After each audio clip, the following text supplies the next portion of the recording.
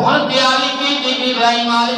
السلام نو چیخا دے اندر سٹن دے، لیکن سٹن کیویں اون دے قریب جان دی کسے دی ہمت نہیں ہے، اون دی تپش تو کوسوں دور میں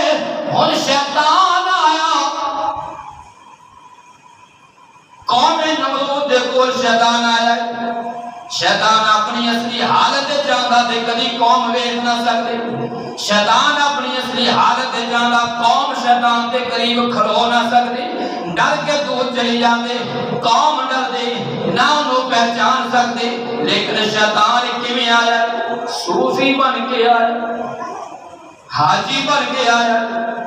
چٹا لباس پایا، صوفی بنیا ہویا ہے، داڑھی رکھی ہوئی ہے، صوفی بن کے قوم دے کول آیا ہے، کہنے لگیا جوانوں میں تانوں مشورہ دیاں، تہاڈی مشکل دے اندر آسانی کر دیاں، میں تانوں دساں اس نوجوان نوں چیخا کیویں سٹنا ہے، قوم دی رہنمائی کرنا ہے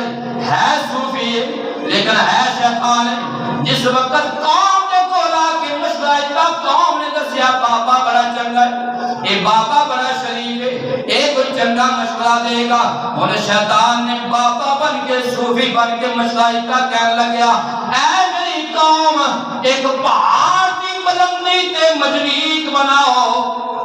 جنہوں پنجابی کے اندر گوپیاں لے ایک مجریک بناؤ، مجریک کے اندر ابراہیم نو بٹھاؤ، اس نوجوان نو بٹھاؤ، پھر مجریک نو گھماؤ تے تسی ابراہیم نو وقت دے اندر سٹن دے اندر کامیاب ہو جاؤ گے۔ اور ابراہیم علیہ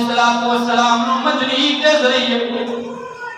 چیخا کے اندر سڑیا گیا ہے، تیاشک نے ترجمانی کی ہے، جس وقت ابراہیم علیہ